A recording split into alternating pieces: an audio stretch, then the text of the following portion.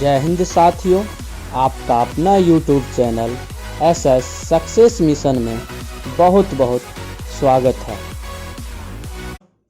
आज हम शुरू करने जा रहे हैं आपका बिहार बोर्ड का मैथ का पहला चैप्टर का एक्सरसाइज 1.2।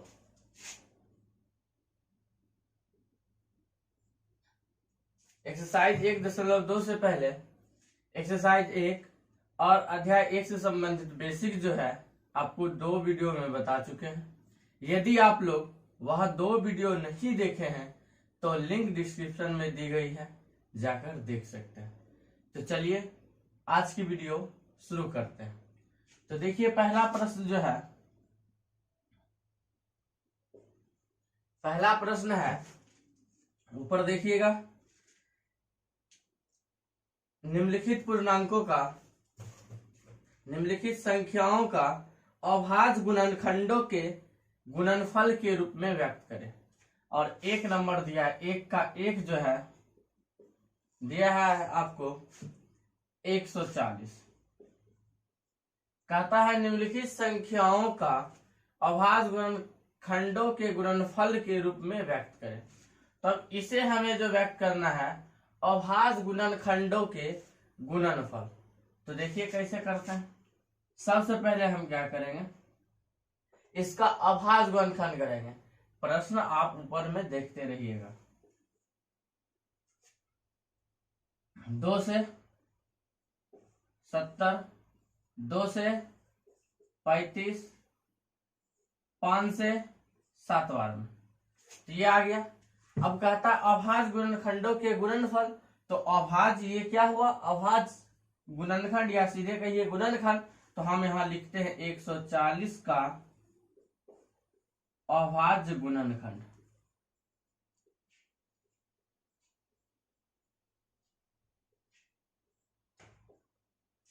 क्या क्या आया, 2 गुने 2 गुने 5 गुने 7। अब याद रखिए जब कहता है अभाज्य गुणनखंडों के गुणनफल, तो बस इतना सा हमें करना है गुणनफल के लिए। जितनी भी संख्याएं आई है उसमें जो बराबर संख्या है, जैसे कि 2 गुने 2 दोनों बराबर है, तो बराबर वाली संख्याओं को सिर्फ पावर में बदल देंगे और ये हमारा गुणनफल के रूप में हो जाएगा। जैसे देखिए 2 गुने 2 है तो 2 की पावर 2 गुने 5 गुने 7। यदि 7 गुने 7 भी रहता आगे तो 7 की पावर 2 होता। कोई भी संख्या जितनी बार गुना में रहता पावर उतना हो जाता। और यही हमारा हो गया अभाज्य गुणनखंडों के गुणनफल। इसी प्रकार से आपको और क्वेश्चन जो है दी गई है। दूसरा 156 है, तीसरा आपका है 3825, चौथा आपका है 5005, पांचवा है 7428। आप ये स्वयं बनाने का प्रयास करें। जो भी प्रश्न इसमें से नहीं बने वह कमेंट बॉक्स में लिखिए, हम उसे भी हल करने का प्रयास करेंगे। अब हम देखते हैं प्रश्न नंबर 2। तो देखिएगा ऊपर प्रश्न 2। क्योंकि हम यह वीडियो जो है एडिटिंग बाद में करते हैं, इसलिए नीचे हम अपने प्रश्न को देखते हैं। आप ऊपर देखिएगा, कहता है पूर्णांकों के निम्नलिखित युग्मों के एलसीएम और एचसीएफ ज्ञात कीजिए तथा इनकी जांच कीजिए कि दोनों संख्याओं का गुणनफल एलसीएम गुने एचसीएफ होता है। कहता है पूर्णांकों के युग्मों के, यानी युग्म कहे तो जोड़ा। अब ये पूर्णांकों का जोड़ा दिया गया, यानी संख्याओं का जोड़ा दिया गया, और उनका कहता है हमें सबसे पहले एलसीएम और एचसीएफ ज्ञात करें। तो एलसीएम कहे तो लघुत्तम और एचसीएफ कहे तो महत्तम, यानी कि लसो और मौसो पहले हमें ज्ञात करना है और फिर इनकी जांच करनी है कि दोनों संख्याओं का गुणनफल, दोनों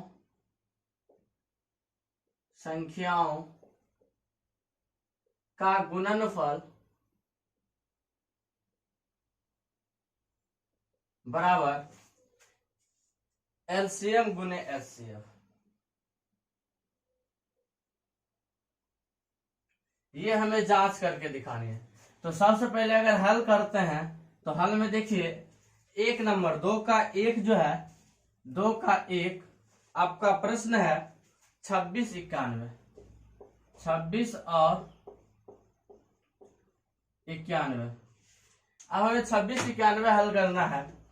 इसका सबसे पहले क्या कहे निकालने के लिए लॉसो और उसके बाद मौसो और फिर उनकी जांच करनी है इस पर। तो सबसे पहले हम निकालते हैं दोनों चीज। याद रखिए लॉसो और मौसो निकालने के लिए आप 2 विधि जानते हैं। इसे वैसे विधि तो एक अभाज्य गुणनखंड विधि से भी मौसो निकाल सकते हैं, अभाज्य गुणनखंड कहते हैं, यूक्लिड विभाज्य एल्गोरिथम से भी निकाल सकते हैं, लेकिन हम उसका प्रयोग नहीं करते यहाँ पर। यहाँ पर आप 2 विधि जानते हैं, या तो भाग विधि या फिर अभाज्य गुणनखंड विधि। ये दोनों में से किसी भी एक विधि का उपयोग करके आप लॉसो और मौसो निकाल सकते हैं। तो देखिए हम निकालते हैं सिंपल भाग विधि से 2691 का। 2691 के निकालेंगे, 2 लगा दिए, 2 से नहीं लगेगा क्योंकि 1 में तो लगता है 26 में लग जाएगा लेकिन 91 में नहीं लगेगा। और देखते हैं दोनों में 13 कॉमन है इसलिए 13 से लगाते हैं। 13 दूना 26 और 13 से 91। अब इसका एलसीएम देखते हैं। एलसीएम 13 गुने 2 गुने 7। अब इसको गुना करते हैं, 13 दूना 26 को 7 से गुना करते हैं, 6 सते 42 के 2 बाकी 4 और 2 सते 14 4 18 182। एलसीएम आ गया 182। अब देखते हैं हम एचसीएफ 2691 का एचसीएफ निकालते हैं। एचसीएफ निकालने के लिए हम इस प्रकार से निकालते हैं एचसीएफ। अब 2691 का एचसीएफ निकालेंगे तो 26 से लगाते हैं, 3 बार में लग जाएगा, 6 का 18 का 8 बाकी 1 2 3 6 1 7। अब देखिए इसे घटाते हैं तो घटाने के बाद 1 पे 4 11 11 में 60 गया 3 और ये बच गया 8 8 में 7 गया 1 और इधर उसके बाद जब ये कटता नहीं है तो हम क्या करते हैं, इधर जो है बताए थे जो पहले भाजक रहता है वह भाज्य बन जाता है।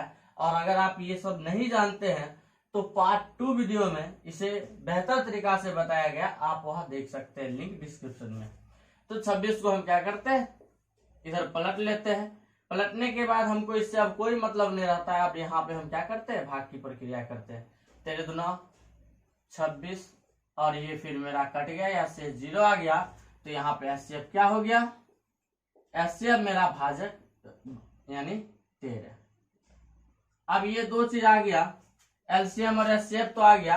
अब करनी क्या है, इसकी जांच। जांच के लिए क्या नियम है, दोनों संख्याओं का गुणनफल एलसीएम बराबर, दोनों संख्याओं का गुणनफल बराबर एलसीएम गुने एचसीएफ।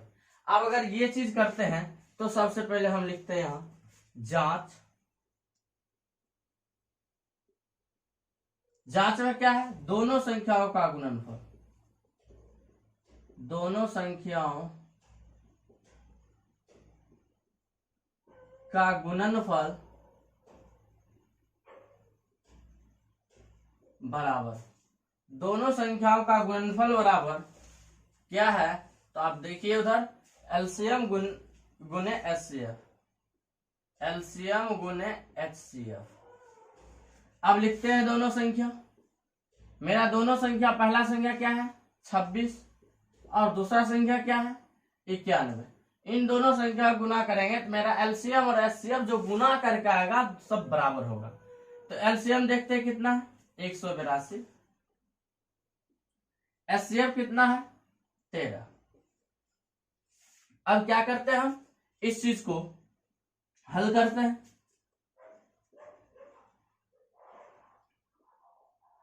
छब्बीस 91 को गुना करते हैं, 6 एकम 6, 6 नमा 54, 2 56 के 6 बाकी 5, 2 नमा 18 5 23, 23 66। अब उधर भी गुना करके देखते हैं, 182 को 13 से, 2 तिया 6, 8 24 के 4 बाकी 2, 2 तिया 1 तिया 3 2 5, 2 8 1, 6, 6, 8 5 13 का 3, बाकी 1 और ये 2, ये भी आ गया मेरा 66। तो देखिए मेरा दोनों संख्याओं का गुणनफल जो है, दोनों संख्याओं का गुणनफल एलसीएम गुने एचसीएफ के क्या बराबर आया? तो हाँ, दोनों मेरा क्या हो गया? बराबर आ गया। और इसी जगह हम लिख सकते हैं ये प्रूव्ड, क्योंकि जांच करने थे तो जांच मेरा सही निकला और ये मेरा बन के तैयार है। तो याद रखिए क्वेश्चन जो दिया गया है, कहता है निम्नलिखित पूर्णांकों का, सबसे पहले जो पूर्णांकों का युग्म दिया है उसका एलसीएम और एचसीएफ ज्ञात करें। तो हम दोनों चीज निकाल लिए, एलसीएम भी निकाल लिए, एचसीएफ भी निकाल लिए। जब दोनों चीज निकल जाता है तो हमें जांच करनी पड़ती है कि दोनों संख्याओं का गुणनफल जो है एलसीएम और एचसीएफ के गुणनफल के बराबर हो। तो दोनों संख्या को गुना करेंगे गुणनफल में, ये गुणनफल कहे तो गुना करेंगे, तो मेरा एलसीएम और एचसीएफ के गुणनफल के बराबर। तो देखिए इधर भी गुना इधर भी गुना, दोनों तरफ 66 आ गया और यही मेरा क्या हो गया? प्रूव्ड हो गया। तो प्रश्न 3 देखिए, आप ऊपर देखिएगा, नीचे हम पढ़ते हैं। अभाज्य गुणनखंड विधि द्वारा निम्नलिखित पूर्णांकों के एचसीएफ और एलसीएम ज्ञात करें। यानी अभाज्य गुणनखंड विधि का उपयोग करके जितनी भी संख्याएं दी गई है हम उन सबों का एलसीएम और एचसीएफ निकालेंगे। तो देखिए एक नंबर प्रश्न जो है आपका 12, 15 और 21। इसका जो है हमें एलसीएम और एचसीएफ निकालना है। नियम क्या लगाना है? तो अभाज्य गुणनखंड विधि। तो देखते हैं इसका निकालने के लिए, अगर वैसे यहां भी निकाल कर दिखाते हैं। यदि आप लोग को और बेहतर तरीका से जानना है तो आप पार्ट 2 भी देख सकते हैं, और पार्ट 2 देख ले तो बेहतर है, उसमें बहुत अच्छी तरीकाओं से बताया गया। फिलहाल यहाँ देखते हैं। अभाज्य गुणनखंड विधि द्वारा जब भी हम क्या निकालते हैं, एलसीएम और एचसीएफ निकालते हैं, तो सबसे पहले हम क्या करते हैं, उन सबों को तोड़ते हैं। तोड़ने का अर्थ है तो सीधा समझिए लॉसर निकालते हैं, लघुत्तम के तरह ही करते हैं, लेकिन उसका गुणनखंड होता है। जैसे देखिए 12, सबसे पहले हम 12 को तोड़ लेंगे, यानी कि गुणनखंड कर लेंगे। 2 से 6, 2 से 3, फिर देखते हैं 15। 15 में किन चीजों से लग जाएगा? तो 3 से लगेगा, 3 और 5। फिर देखिए 21, 21 में क्या क्या लग जाएगा? तो 3 से लगेगा और 7। अब बस कुछ नहीं करना है, आपको यहां लिखना है 12 बराबर क्या क्या आया? 2 गुने 3, और 15 बराबर क्या आया? तो 3 गुने 5, और फिर देखिए 21 बराबर कितना आया? तो 3 गुने 7। जब मेरा ये सब चीज आ गया तब यहाँ हम 2 चीज निकालते हैं। क्या क्या? तो देखिए ऊपर प्रश्न जो दिया गया उसमें दिया है एचसीएफ और एलसीएम। तो एचसीएफ निकालने के लिए सबसे पहले, इसलिए एचसीएफ बराबर, एचसीएफ निकालने के लिए आपको वहां बताए हैं पार्ट 2 में, जब हम एचसीएफ इसका निकालेंगे तो तीनों में जो कॉमन होगा वह हमारा क्या होगा? एचसीएफ। तो तीनों में जो कॉमन हो जाए, तो तीनों में क्या मिल रहा है? देखिए 2 पर अगर गौर करते हैं तो 2 तो 12 में है, लेकिन 15 वाला में नहीं है, और ना ही 21 वाला में है, यानी किसी एक में नहीं मिला तो सभी में नहीं है, तो 2 तो है ही नहीं। 3 देखते हैं, तो 3 यहाँ पर मेरा, इसमें तो 12 में है, लेकिन 15 में भी 3 है और 21 में भी 3 है, इसलिए हमारा ये 3 मिल रहा है। तो 3 हमारा क्या होगा? एचसीएफ। इस प्रकार से आप घेर भी सकते हैं। तो 3 हुआ एचसीएफ। अभी तो 3 एचसीएफ नहीं, बल्कि और देख लेते हैं, तो और तो कोई संख्या ऊपर है ही नहीं, 2 ही है, इसलिए समझ जाइए 3 ही मेरा क्या हो गया? एचसीएफ हो गया। अगर कोई और संख्या रहता है, जैसे सपोज दैट मानिए यहाँ पर क्या 5 है, अगर यहाँ भी हम 5 देते और इसमें भी 5 देते, तब हम 5 गुने इसमें गुना 5 भी करते, ये भी घेर देते, क्योंकि दोनों है। तो फिलहाल यहाँ पर है नहीं, तो इससे कोई मतलब है भी नहीं। चलिए, तो मेरा एचसीएफ क्या आ गया? एचसीएफ हमारा आ गया 3, एक तो आंसर आ गया। अब निकालना क्या? एलसीएम।